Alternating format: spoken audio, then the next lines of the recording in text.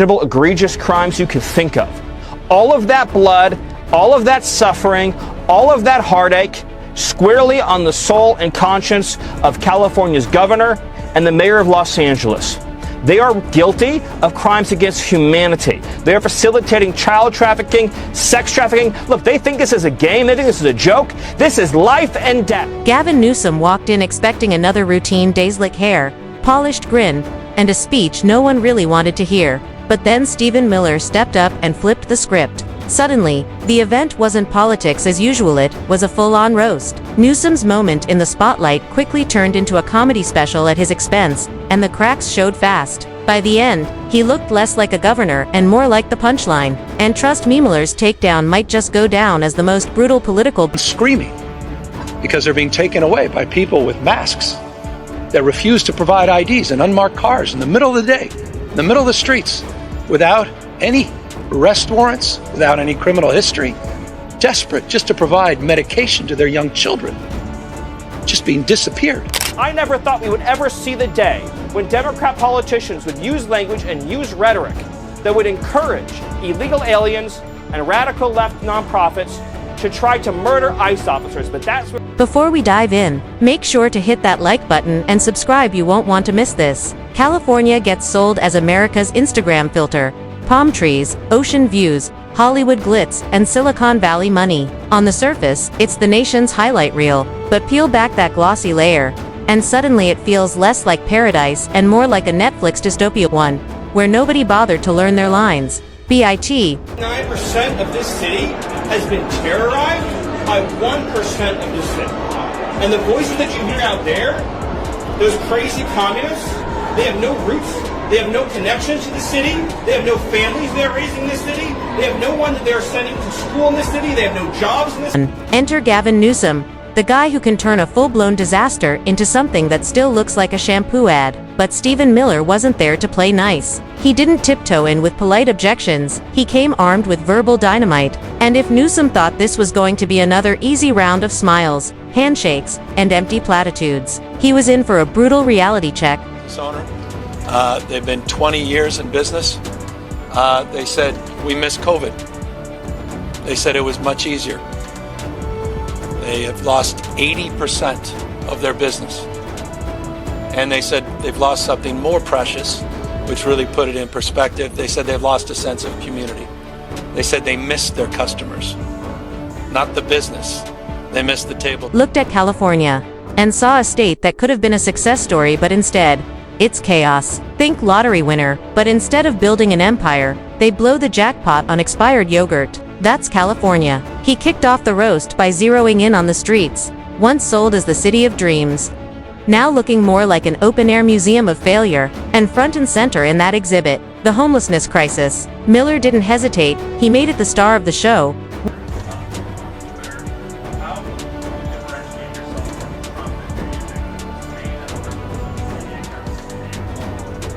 Well, it's a response to Stephen Chung in the White House and his use of that word.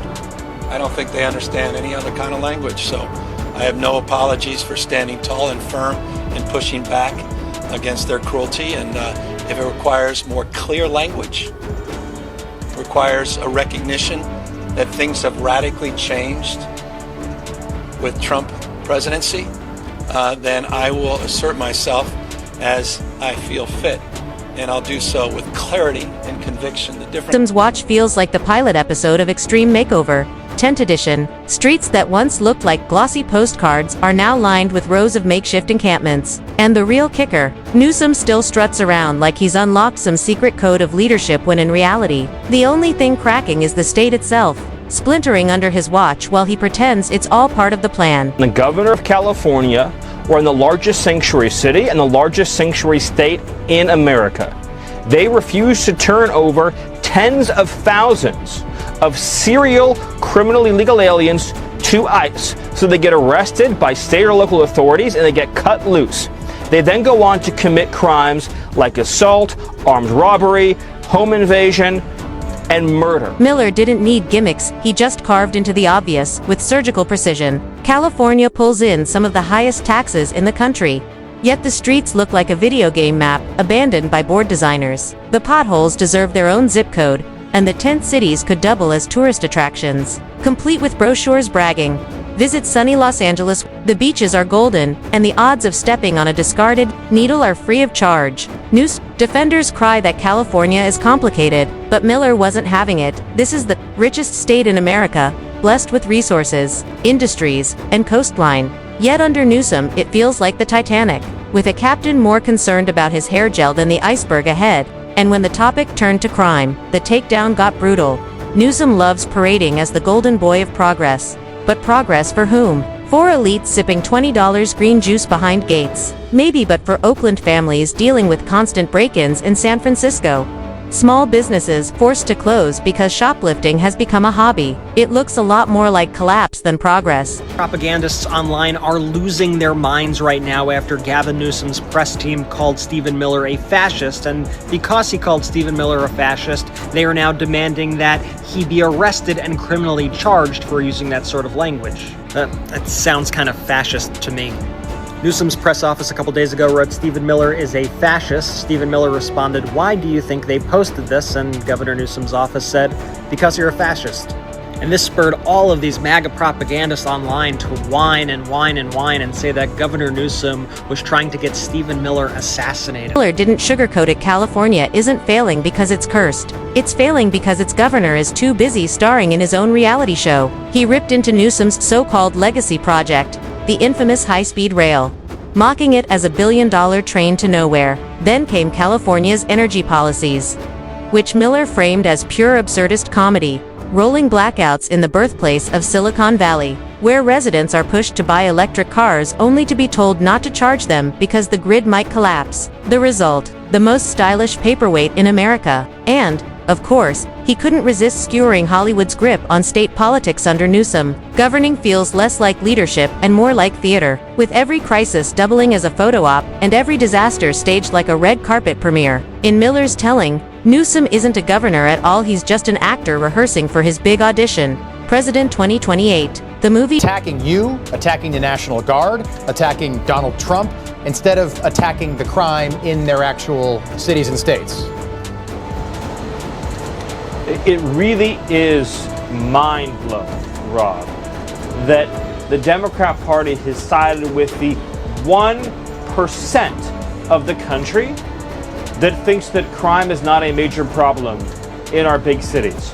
I don't think I can ever think of an issue.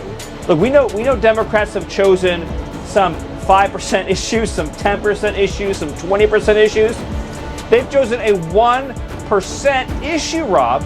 So argued, is that not even Hollywood's writers' strike could have produced a script this bad? The real gut punch came when he contrasted California's potential with its reality.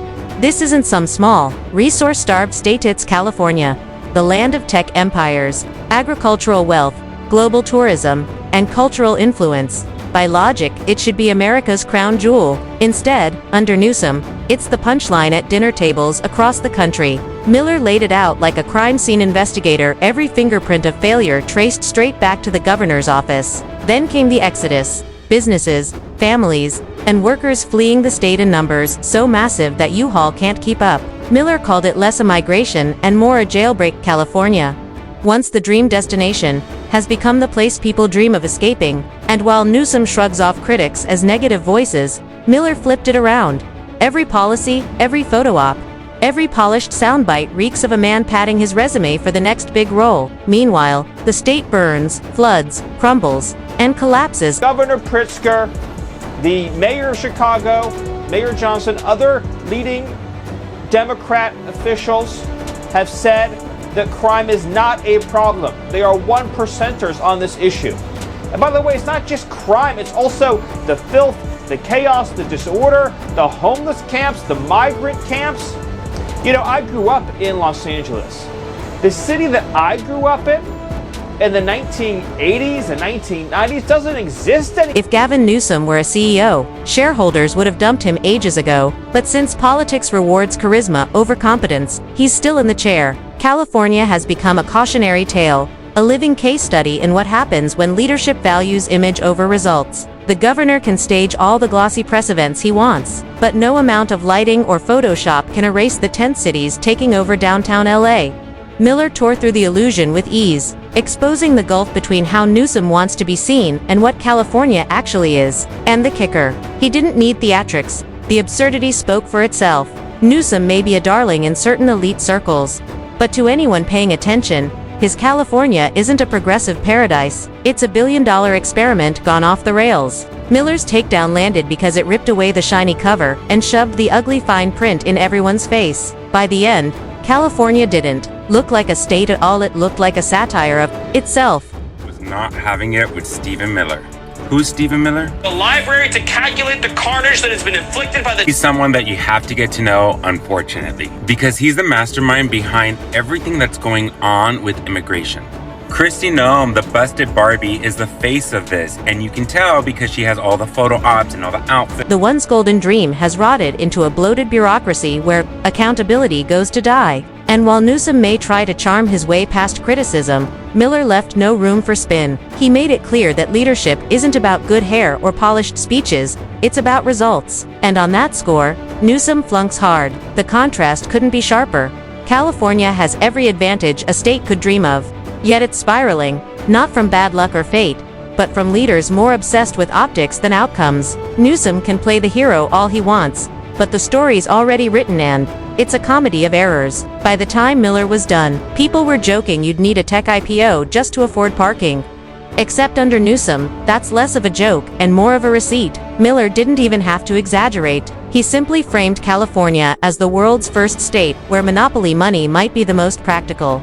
Stephen Miller is a fascist. If tweets like that bother you just as much as it bothers me, where you can look at the Democrats blatantly almost weaponizing their harmful rhetoric online like this, targeting Republicans, especially just weeks after the death of Charlie Kirk, who was absolutely assassinated based off of the same harmful rhetoric that the Democrats use, then you need to check out the related video to this short called What is Stochastic? The kicker is that Newsom won't stop preaching about affordable housing.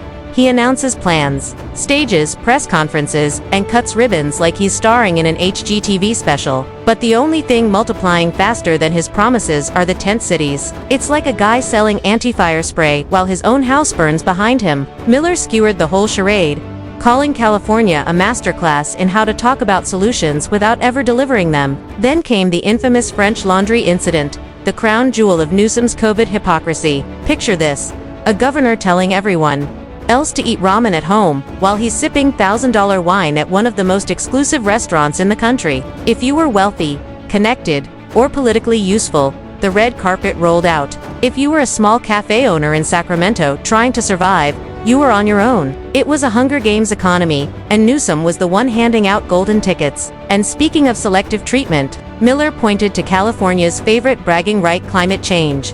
Leadership. To Governor Newsom. He tweeted a live look at Stephen Miller, seeing a chance to rip families apart, arrest women, and deport children. Yep, sounds about right. So Stephen Miller was pissed with the ruling of the judge in LA and called them a communist judge. So Governor Newsom calls him a cuck. What is a cuck? Down here, we'll go here. Implying that a man is weak or subservient because of his wife's infidelity or perceived lack of masculinity. And there's rumors that his wife ran off with Elon. Newsom talks about climate as if he's personally running the United Nations. But the reality looks more like a parody: rolling blackouts, wildfires raging out of control, and power grids collapsing under pressure like soggy cardboard. Miller mocked the absurdity. Here's a governor who claims he'll save the planet but can't even keep the lights on in Fresno. Californians are told to ditch gas cars, buy EVs, and embrace the green revolution, only to be warned not to charge them because the grid might faint. And the failures don't stop there. Test scores are abysmal, literacy rates are slipping, and math proficiency has gone on permanent vacation. Miller painted the system as the world's most expensive babysitting service. The buildings exist, the teachers clock in, but the product and educated, capable new generation ever shows up. Instead, California churns out graduates who can't solve basic algebra but are fully prepped to deliver a TED Talk on systemic recycling. Term you're looking for, and when you find out what stochastic terrorism is, you'll wind up coming very likely to the same conclusion that I have about just who Governor Gavin Newsom truly is, as well as the rest of the Democrats for that reason, because their behavior when it comes to this is truly despicable And yes, they know exactly what they're doing when they call us. And then there's crime under Newsom. California's legal system feels like it was designed as a prank. Steal under a certain dollar amount. Practically legal. Smash a car window. Just part of the local flavor. Miller had a field day, branding California the only place where shoplifting looks like a career track. Businesses spend more on security tags than on the products themselves. Incredible backlash from Governor Newsom, but also from LA's Mayor Karen Bass. I want to play a little bit of that for you and get your reaction. And they decided they were going to come and thumb their nose in front of the governor's face. Why would you do that? That is unbelievably disrespectful. It's a provocative act. They're talking about disorder in Los Angeles, and they are the source of the disorder in Los Angeles right now. Why is this helpful to anybody at all? At this point, this doesn't have anything to do with immigration at all. Mayor, this is about causing trouble in our city. Newsom talks about climate as if he's personally running the United Nations. But the reality looks more like a parody rolling blackouts, wildfires raging out of control, and power grids collapsing under pressure like soggy cardboard. Miller mocked the absurdity. Here's a governor who claims he'll save the planet but can't even keep the lights on in Fresno. Californians are told to ditch gas cars, buy EVs, and embrace the green revolution, only to be warned not to charge them because the grid might faint. And the failures don't stop there. Test scores are abysmal, literacy rates are slipping, and math proficiency has gone on permanent vacation. Miller painted the system as the world's most expensive babysitting service. The buildings exist, the teachers clock in, but the product and educated, capable new generation ever shows up. Instead, California churns out graduates who can't solve basic algebra but are fully prepped to deliver a TED Talk on systemic recycling.